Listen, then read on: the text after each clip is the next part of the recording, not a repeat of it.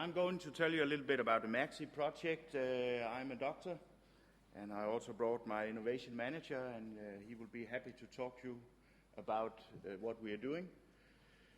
Our starting point is the Scandinavian tradition of healthcare, which is socialized medicine, where people can get healthcare irrespective of social status or income. And we use HMOs with elected politicians in control. Also, a Scandinavian tradition in ICT research and development is springs from a consensus culture in Scandinavia and democratic approach to the development of society's use of science and technology, based on participatory design principles. And moreover, we think that large expert-driven IT projects have shown to fail, which call for a more incremental, experimental, and user-driven approach. And that led us to this design study that I will tell you about. What we also were watching was the history of dissemination, integration, and societal maturity of different technology here. It started from 1945 with the mainframe and this very famous saying here that there's maybe a world market for maybe 5 computers. The Mini came, the PC came, we had a mobile wave, and now we have a pervasive wave, but now we're actually going into a post-pervasive wave, which is now called ambient assisted living.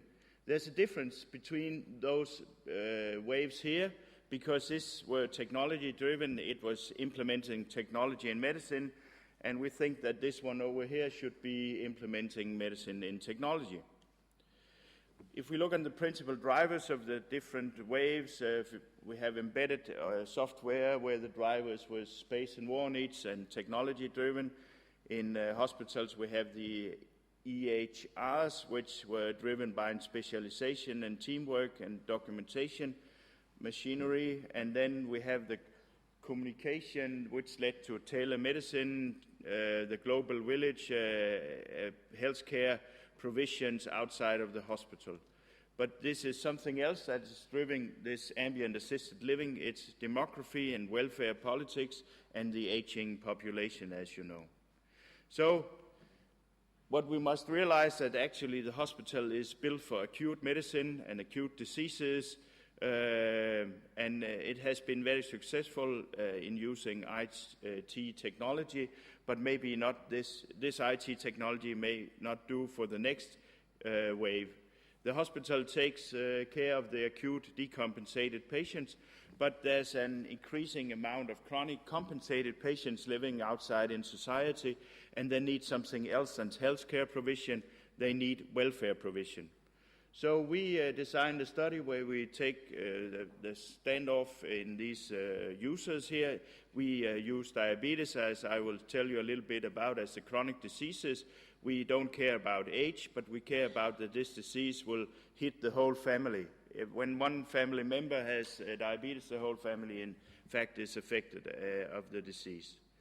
So we are distancing us from the acute medicine into the ambient assisted living, and we are providing welfare provisions and not healthcare provisions.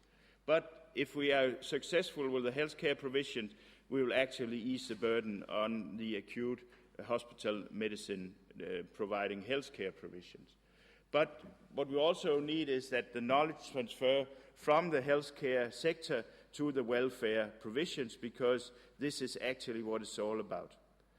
So again, what we're doing is not looking on a more telemedicine, which you can see at the right side of, or your left side of the panel here. We are taking the everyday life of the chronic compensated patients and try to support that by information technology. Never innovate to compete, innovate to change the rules of the game. Knowledge is essential in this, and we have a knowledge model that we are using because we want to push knowledge out in the right context at the right moment. So it starts off with the phenomenological layer down in the bottom, where we have the phenomena, the problems, the acts, things like that. In the heuristic layer, we have mechanisms, archetypes, pattern, methods, ontologies, or what else. is here, and up here we have the abstract model, the theories, the paradigms. And in each user situation, we are actually trying to determine which knowledge should be pushed out to him, so it will be in complete context.